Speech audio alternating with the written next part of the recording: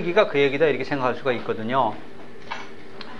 근데 각자 이 공관복음은 예수가 누구시며 예수가 메시아라는 것을 전부 다 제목은 똑같습니다. 똑같은데 각자 위치에서 바라보는 관점이 틀린 겁니다. 예를 들어서 마가복음을 이해하기 위해서는 마가복음에 왜 쓰여진 배경, 경위를 알지 못하면 마가복음을 이해하기 어렵죠. 모든 서신서가 그렇습니다. 로마서를 왜 기록했는지, 고린도 전후서를 왜 기록했는지, 갈라디아서를 왜 기록했는지, 계시록을 왜 기록했는지 전부 다 목적이 있습니다. 이 목적을 모르면 주제가 잘 드러나지 않으니까요. 우리가 배운 여지껏 마태복음은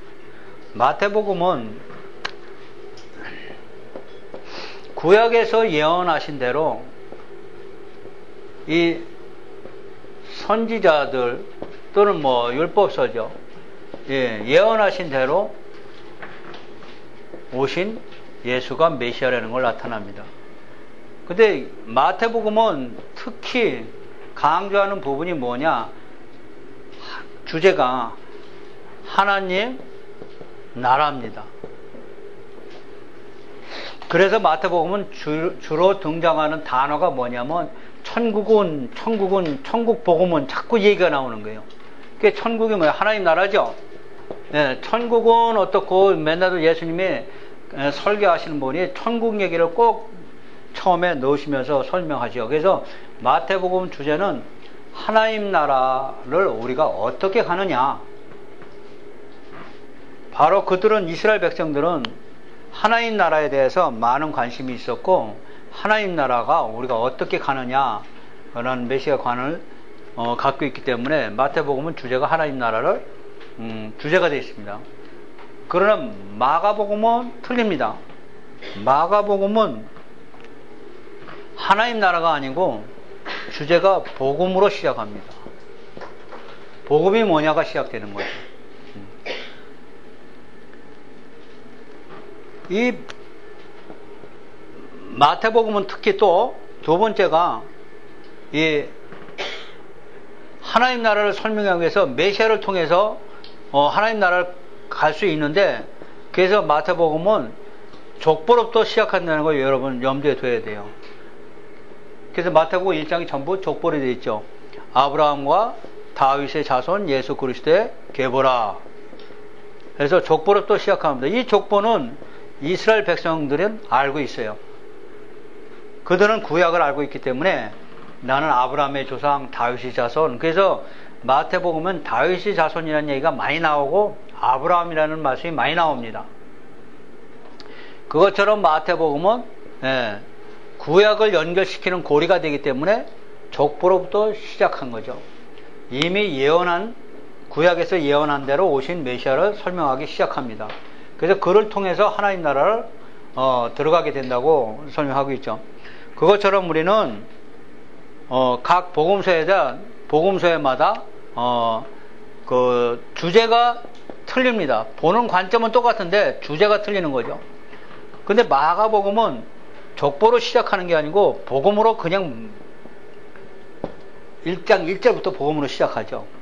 1장 1절이 뭐예요? 하나님의 아들 예수 그리스도의 복음의 시작. 이렇게 복음으로 시작합니다.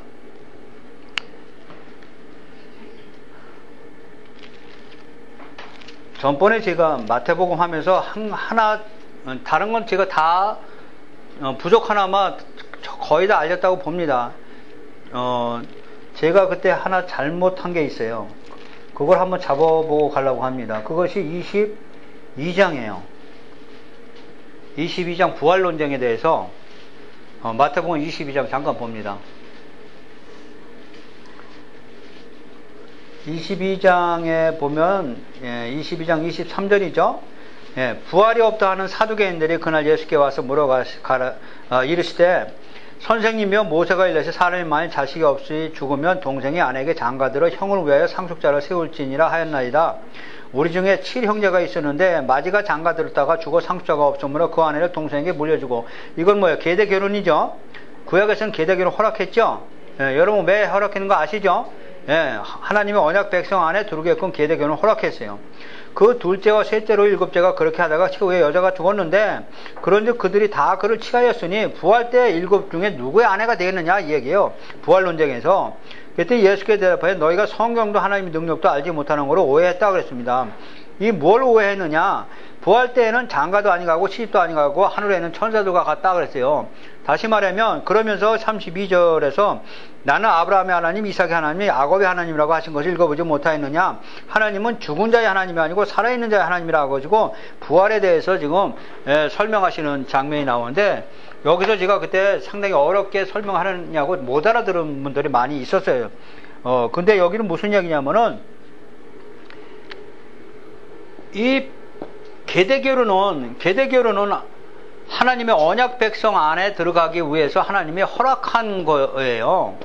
근데 이 계대교류는 죽어서까지 천국에까지 이어지는 거 아니다는 얘기예요. 다시 말하면 죽은 자, 우리가 예를 들어서 죽은 자를 위해서 하나님이 예수님 보낸 게 아니고 이미 죽었으면 이미 끝났죠.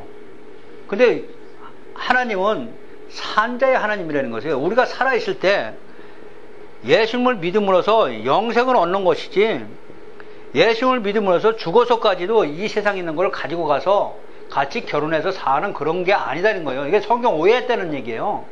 이 세상에 있는 가치관을 그대로 옮겨가서 이렇게 사는 게 아니고 하늘나라는 산자들이 생명을 영생하기 위해서는 거기서 똑같이 결혼하고 이 세상 것을 그대로 행복을 추구하면서 그대로 식구들 가서 만나서 이렇게 사는 것이 아니라는 것이요. 그래서 너희들 성경에서 아브라함의 하나님, 이삭의 하나님, 야곱의 하나님의 의미가 뭐냐? 아브라함과 이삭, 야곱에게 맹세하신 하나님 나라를 어떻게 가느냐, 메시아를 통해서 어떻게 가느냐에 그걸 믿는 자들은 산자를 위한 하나님이지 죽어서까지 계대 결혼이 이어지는 것이 아니다 하고 지금 설명하는 부분입니다. 다시 말하면 하나님을 믿는 것은 우리가 살았을 때 믿어야 된다는 얘기죠. 너희들이 좀 죽어서 뭐가 될 것이고 그걸 보고 믿지 말라는 얘기예요. 살은 자들이 믿어야만이 그것이 죽어서도 영생으로 이어지는 거지.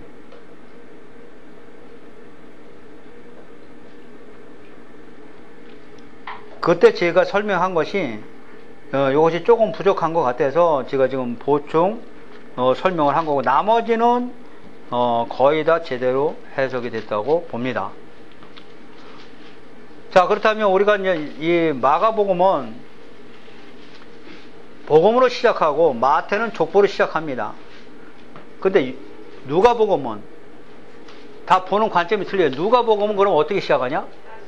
예. 이루어진 사실에 대해서. 이게 다 틀리는 거죠. 요한복음은. 예, 요한복음은 태초부터 시작합니다. 그게 시작 관점이 틀려요. 태초에 계신 창조주인 예수님. 말씀이 하나님과 계신데 태초에 계신 하나님부터 시작하는 것이 요한복음이고 마태복음은 누가복음은 누가복음은 뭐예요? 의사죠? 예, 의사는 뭐예요?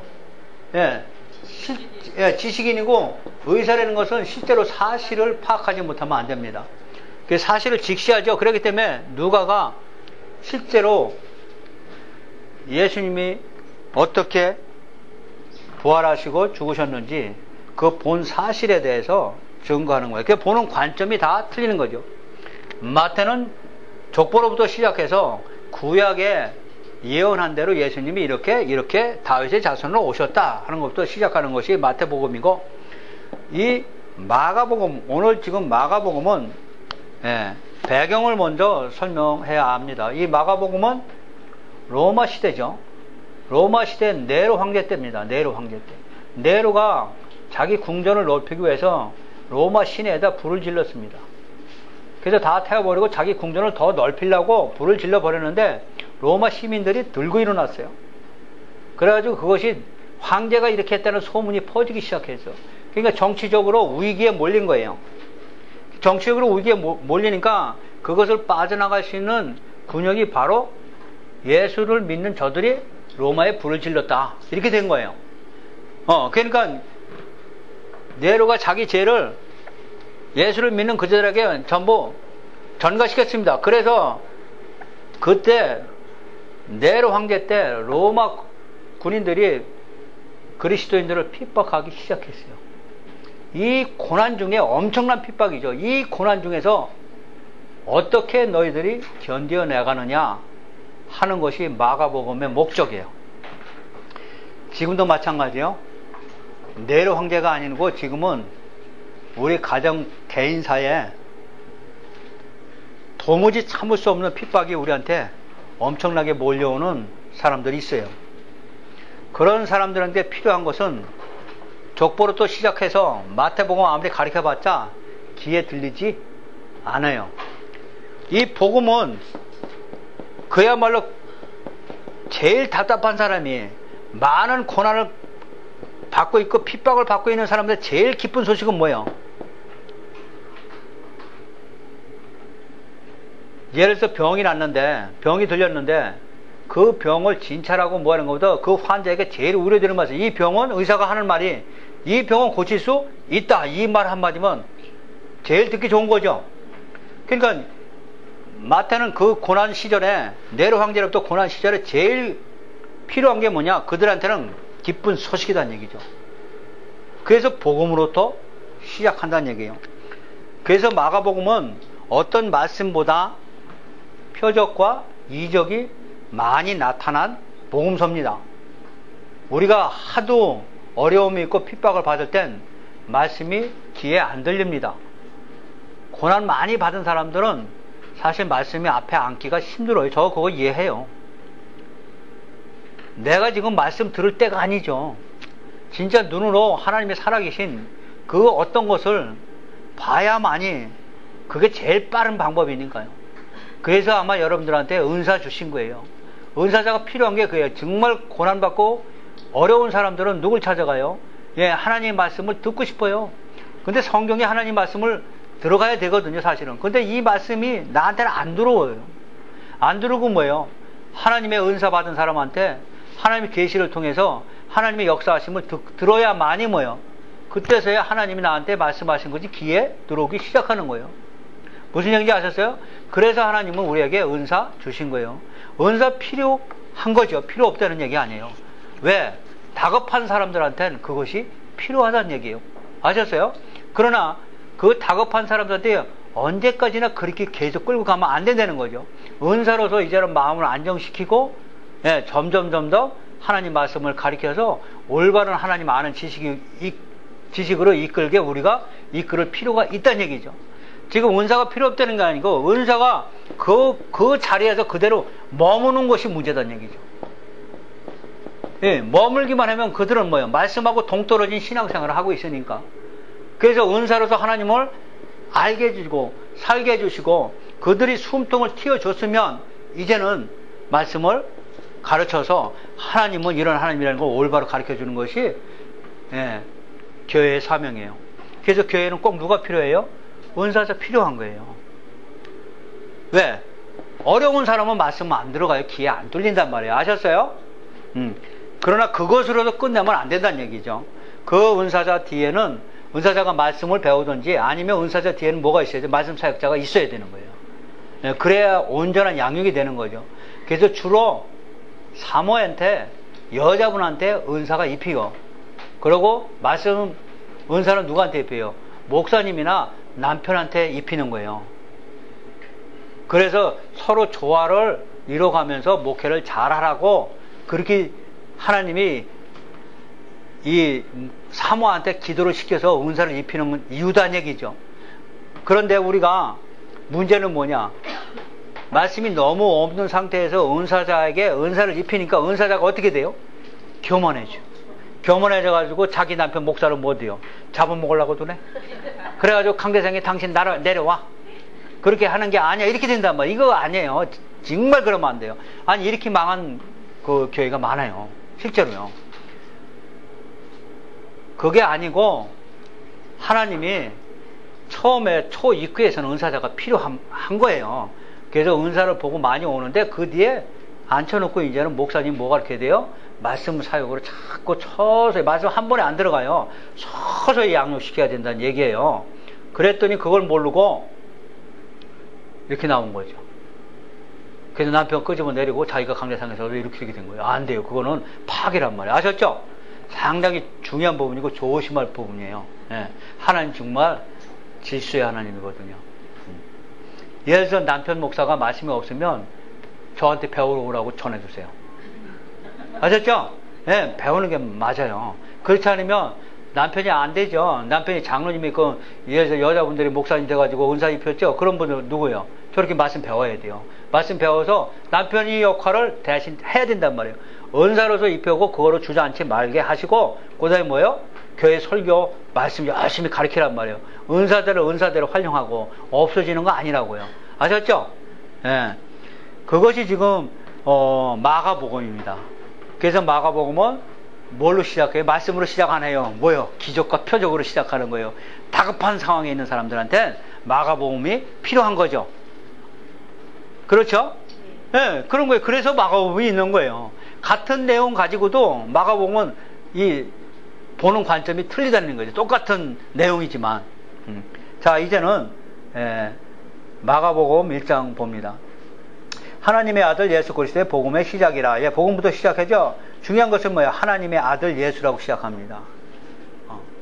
그들은 하나님이 그 고난 속에서도 하나님이 죽었는지 살았는지, 정말 그 고난 속에 어떻게 해요? 어떻게 보면 하나님이 살아있는 것 같지 않거든요. 하나님이 살아계시면 내가 하나님을 믿고 교회를 이렇게 열심히 하고 있는데 이런 내로부터 이런 핍박을 받을 수가 있을까?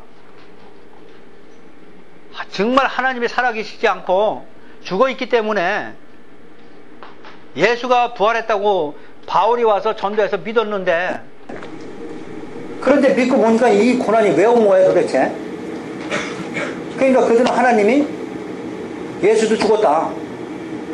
그럴 때 바로 첫 마디가 하나님의 아들 예수 그리스도의 복음이라고 생각합니다. 그래서 지금 마태리 1장 1절에서 이게 전체 성경이 아니고 마가복음의 주제라고 생각해도 돼요. 마가복음은 하나님의 아들 예수 그리스도의 복음으로부터 시작하니까요. 자, 2절 선지자 이사의 글에, 예, 유대인들, 왜 지금 이방인들은 사실 모르죠. 마가는 이방인들을 위해서 썼지만, 근데 이 이방인 교회는 거의 다 유대인들이 과반수 이상을 차지하고 있었어요. 그리고 이방인들이 덜어는 많이 들어왔죠. 이 유대인들이 기독교, 예수교로 전환하는 거예요. 그러니까 이들은 뭘 알고 있어요? 예, 구약의 말씀을 알고 있어요. 이들은 그냥 예수를 빼버리고 그냥 유대인 그대로 하나님을 믿었으면 이런 핍박은 그렇게 안 받았을 거예요.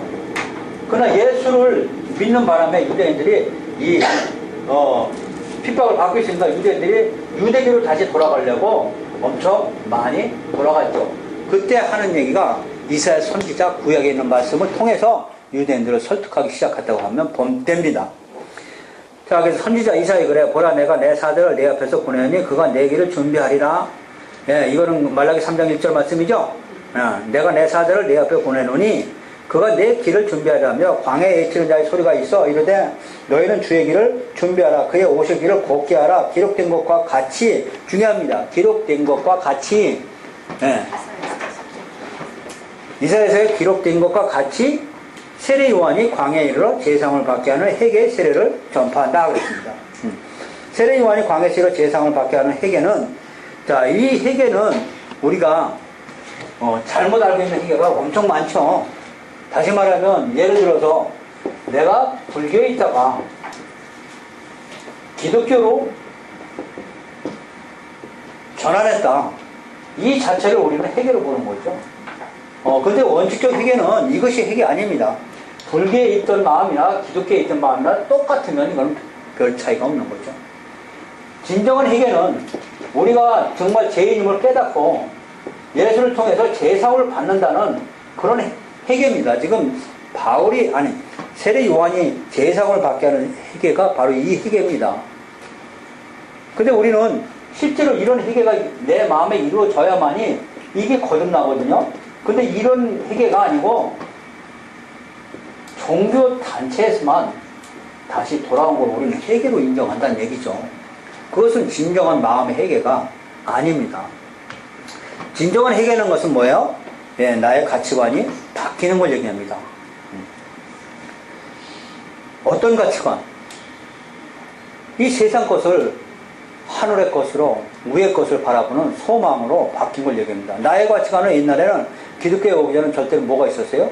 예, 땅에 있었어요. 그러나 예수를 만나고 보니까 나의 가치관이 땅에 있는 것이 아니고 하늘의 가치관이 있다. 그럼 하늘의 가치관을 위해서 우리는 예, 교회를 찾아야 되고 하늘의 가치관을 위해서 우리는 삶을 살아야 되는 거죠. 이것이 진정한 회개입니다. 근데 우리는 이 회개가 아니고 땅의 가치관을 더 추구하기 위해서 교회를 찾으면 내가 가치관이 변화된 게 아니다는 얘기죠. 진정한 회개가 아니다는 얘기예요. 예를 들어서 이 가치관이 변화가 없는 생활 속에서 우리가 죄에 대해서만 만나도 회개하거든요. 이것도 진정한 회개가 아니에요. 이것도 뭐예요? 가짜 회개예요. 죄에 대해서만 회개하면 윤리 도덕적인 것만 위해서 하는 거죠. 아니에요. 진정한 회개라는 거, 기독교의 회개는 뭐예요? 가치관의 변화입니다. 과연 가치관이 변화된 사람이 몇 명이나 있을까? 다시 말하면 진정한 회개를 한 사람이 몇 명이나 있을까? 가치관의 변화는 뭐로 이어져야 돼요? 삶으로 이어져야 돼요. 삶의 변화는 아무 변화도 이루어지지 않고 우리는 맨날도 무슨 변화만 이루어져요? 죄에서. 이건 죄도 종교를 안 보고 뭘 보는 거예요? 윤리도덕을 보는 거예요. 내가 윤리적으로 무슨 죄를 졌다? 내가 오늘은 남편한테 뭘 했다? 그러니까 오늘 기도해야지, 세상 받아야지. 이걸 끝나요. 가치관은 그대로 있고. 이건 진정한 회개가 아니라는 거죠. 아셨어요? 여러분 이거 정확히 가르쳐줘야죠. 진정한 회개가 뭔지. 그래야 하늘의 소망이 우리 안에서 가치관이 되는 거예요. 자, 5절 봅니다. 온 유대 지방과 예루살렘 사람이 다 나아가 자기 죄를 자복하고 요단강에 그에게 세례를 받더라 그랬어요. 예, 그들은 자기 죄를 자복하고 요단강에서 그에게 세례를 받더라. 예, 세례 자체는 옛날 것을 전부 다 제사를 받는 거죠. 자, 요한은 낙타털을 입고 허리에 가죽들을 메고 메뚜기와 석청을 먹더라 그랬어요. 이거는 뭐 구약의 사람이란 얘기죠. 그가 전파에 이르되 나보다 능력 많은 이가 내 뒤에 오시나니 내 뒤에 오시는 이는 복음입니다. 자기는 율법입니다.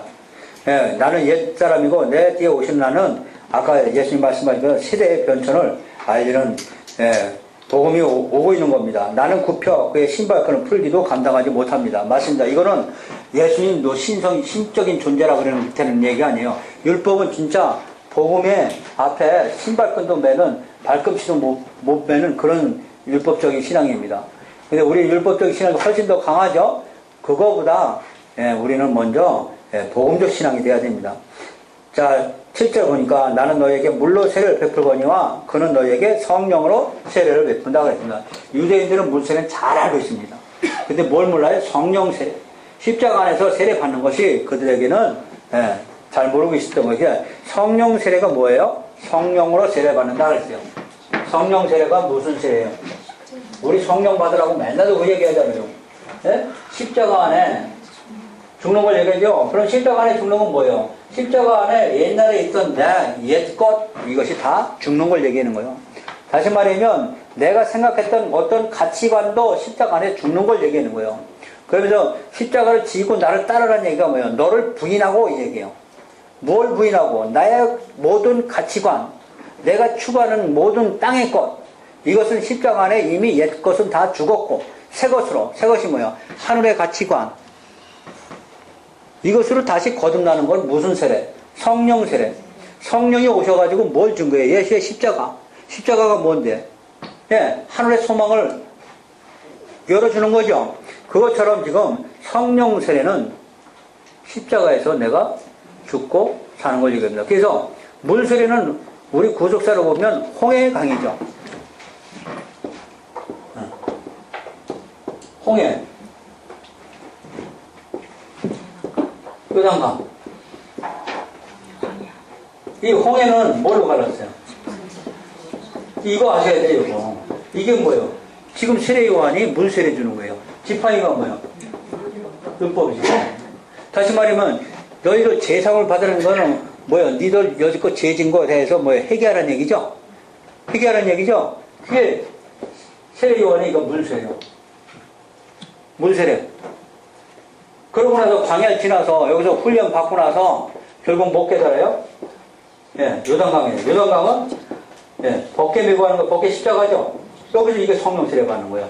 그래서 물과 성령으로 거듭나지 못하면 하나님 나라 갈 수 없느니라. 다시 말하면 죄를 깨닫고 십자가 안에 복음으로 믿음으로 너희들은 그렇지 않으면 하나님 나라 갈 수 없느니라 이 얘기예요.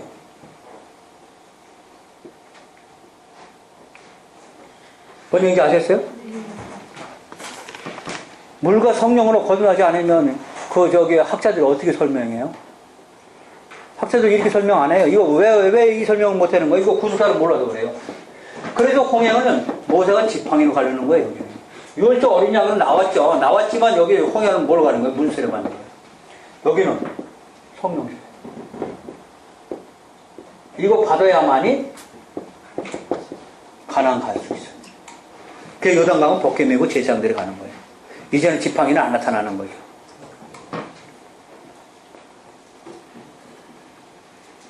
자, 중요한 단어, 물세례와 성령세례 여러분 아셔야 나중에 요한복음도 가서 설명할 수 있어요.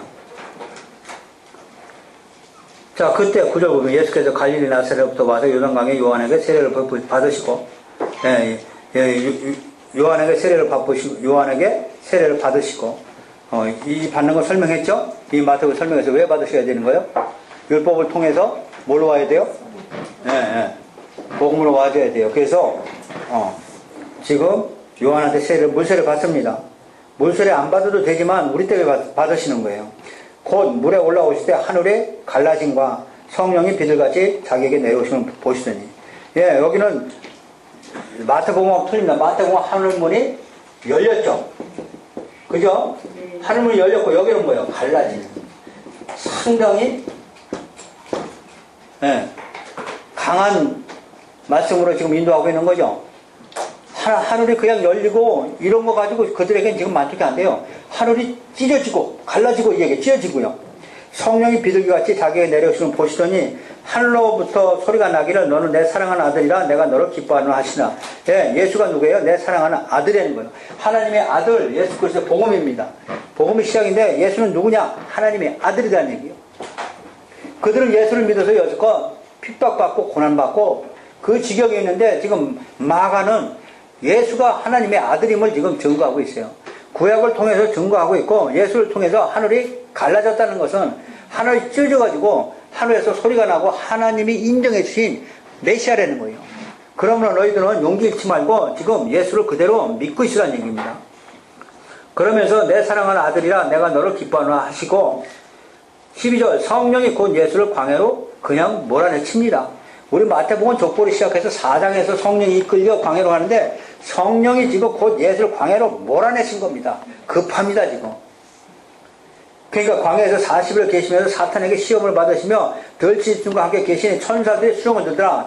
나머지 얘기는 다 빼죠. 사탄에게 시험을 받고 이기시고 나니까 천사들이 수종을 듣다는 얘기는 예수님이 광야에 성령이 이끌려 사탄을 전부 다 물리쳤다 하는 소리만 들어도 그들에게는 위로가 될 겁니다. 그랬더니 14절 요한이 잡힌 후 예수께서 갈릴리에 오셔서 하나님의 복음을 전파하여. 여긴 전부 하나님 나라가 아니고 전부 다 뭐예요? 하나님의 복음. 근데 마태복음은 전부 하나님 나라 천국은 이렇게 되죠. 근데 여기 마가복음은 지금 복음으로부터 시작합니다. 이르시되 때가 찼고 하나님 나라가 가까웠으니 회개하고 복음을 믿으라 하시더라. 자, 여기 하나님 나라가 가까웠으니 회개하고 복음을 믿으라. 자, 16절 갈릴리 해변으로부터 지나가시다가 시몬과 그 형제 안드레가 바다에 금을 던지는 것을 보시니 그들은 어부라. 예수께서 이르시되 나를 따라오라. 내가 너희로 사람을 낚는 어부가 되게 하시리니 곧 그물을 버려두고 따르니라. 여기 중요하다. 18절 저기 마가복음은 지금 급해요. 많은 고난 중에 있고 핍박 중에 있는 사람들은 뭐예요? 이게 급하죠. 이리 뛰고 저리 뛰고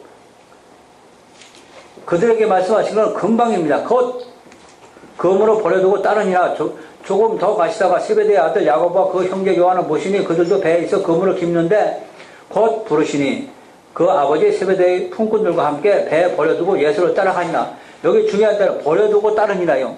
그러니까 그들은 지금 잃을 것이 많습니다. 내 형제로부터 지금 핍박받고 있고, 예, 모든 것이 불이익을 취하고 있는데 지금 베드로와 지금 야고보를 통해서 뭘 하는 거예요?